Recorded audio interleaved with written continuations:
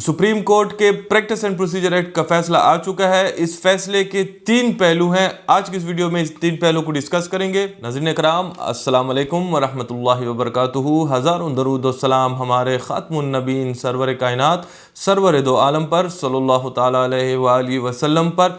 आज की इस वीडियो में हमने डिस्कस करना है सुप्रीम कोर्ट के प्रैक्टिस एंड प्रोसीजर एक्ट को। बड़ा इंटरेस्टिंग ये फैसला है। सबसे पहले आपको ये बताते हैं कि सुप्रीम कोर्ट ने वाज़े 10-5 के मेजॉरिटी के साथ ये डिक्लेयर किया है कि जो प्रैक्टिस एंड प्रोसीजर बिल है ये बिल्कुल ठीक है, किसी आइन के किसी शिक या किसी कानून के किसी शिक के ख़िलाफ़ नहीं है।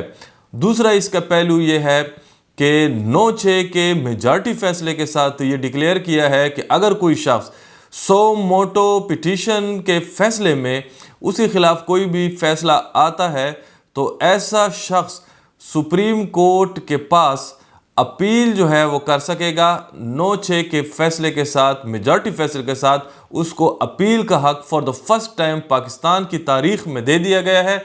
आप अब सुप्रीम कोर्ट के किसी भी सो मोटो केस में फैसले के ख़िलाफ़ अगर आप एग्रीव्ड अपने आप को समझते हैं, मुतासिर समझते हैं, तो आप उसके ख़िलाफ़ अपील लार्जर बेंच या फुल बेंच को सुप्रीम कोर्ट के कर सकते हैं। अपील का हक दे दिया गया है। अब आते हैं इस फैसले के तीसरे और सबसे इम्पॉर्टेंट पहलू की तरफ। इस एक्ट में हर वो शख्स जो सो मोटो की फैसले में उसके ख़िलाफ़ कोई मुतासिर है, उसके ख़िलाफ़ कोई फ़ैसला आ चुका था, जो फ़ैसला आ चुका था माजी में, उनको भी 60 दिन के अंदर सुप्रीम कोर्ट के लार्जर बेंच या फुल बेंच के सामने अपील करने का हक दे दिया गया था। तो सुप्रीम कोर्ट ने इस पहलू के ऊपर काफ़ी डिस्कशन करने के बाद, वकुला के दलाइल सुनने के बाद, आपसी मशवरे में ये फ़ैसला किया है 8-7 की मेजॉरिटी के साथ। 8 की मेजॉरिटी थी, 7 माइनॉरिटी में थे। 8 के साथ से भी फैसला मंजूर हुआ है कि अपील का उनका हक जो साबका औकात में, साबका सालों में कोई भी सो मोटो पिटीशन सुनते हुए कोई भी फैसला हो चुका है, वो पास्ट एंड क्लोज ट्रांजैक्शन है, उसके ख़िलाफ़ कोई भी अपील अब नहीं होगी।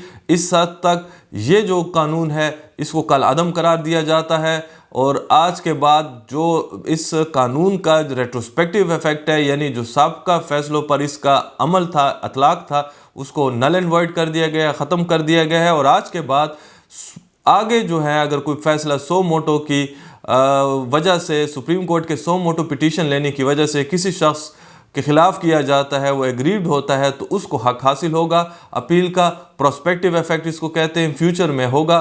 पिछले जितने भी फैसले हैं उसको सुप्रीम कोर्ट ने past and close transaction declare करके उसके ख़िलाफ़ अपील का हक जो है इस कानून से ख़त्म कर दिया गया है। तो बॉटम लाइन ये है कि अब नवाज शरीफ या जहांगीर तरीन की नाअहली ख़त्म नहीं हो सकती। जो नाअहली उनको दे दी गई है उसके ख़िलाफ़ अपील का हक नहीं है इनके पास, तो इनका सियासत से चैप्टर क्लोज़ हो चुका है, वापसी नामुमकिन है।